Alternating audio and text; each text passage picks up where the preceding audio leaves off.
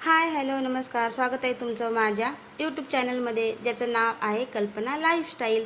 तर मित्रांनो, आज होती होळी. तर मी होळीची पूजा कशी करते तर ते मी आज या व्हिडिओमध्ये तुम्हाला दाखवणार आहे. चला तर मग व्हिडिओला सुरुवात करूया. त्याच्या अगोदर चॅनलवर कोणी नवीन असेल तर चॅनलला सबस्क्राईब करा आणि व्हिडिओ थोडा जर आवडला तर व्हिडिओला लाईक कमेंट शेअर करायला विसरू नका. तर ही तशी चालली होती आमची होळीची तयारी.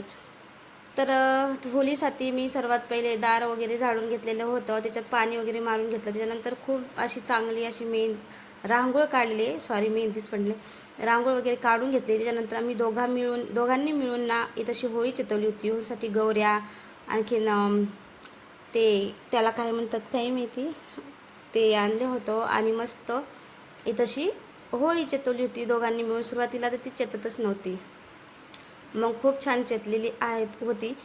नंतर आम्ही पूजा वगैरे करून घेतली.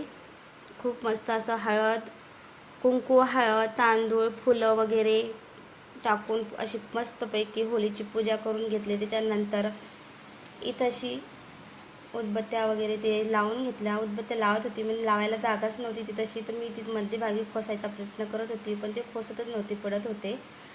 तरी पण मी ती तशाच खोसून दिल्या. आता म्हणजे ती गौरी जळाली होती, त्या गौरीत अशी परत खोसून दिल्या त्या. तुम्ही तशी बघू शकता. इथं माझी छान प्रकारे अशी पूजा झालेली होती. त्यांनी पूजा अगोदरच करून घेतली होती, त्यानंतर मी पूजा केली. आता इथली पूजा झाल्याच्या नंतर आम्हाला करायची होती तुळशीची पूजा. तर मी जात होती तुळशी वृंदावनची पूजा करायसाठी. तर मित्रांनो, तुम्ही कशा प्रकारे होळीची पूजा करता आणि कशी प्रकारे होळी चेतवतात ते कमेंट बॉक्समध्ये नक्की सांगा. तर माझी होळीची पूजा दरवर्षी अशी साधी आणि सिंपल असते, कारण मीच एक साधी आणि सिंपल मुलगी आहे. तरी तशी जात होते. बघा, आमचे तुळशी वृंदावन बनवलंच नाही आम्ही, ठीक आहे, पण नक्की बनवणार आहे. इथं आम्ही एका बकेटीत तुळस लावलेली होती, ती तशी मी हळद कुंकू टाकून त्याला अगरबत्ती लावून ठेवली आणि दर्शन घेतलं होतं.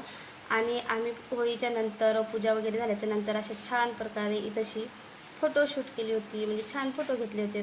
तुम्ही बघू शकता. आणि फोटो कसे आले ते कमेंटमध्ये नक्की सांगा. चलो तर मग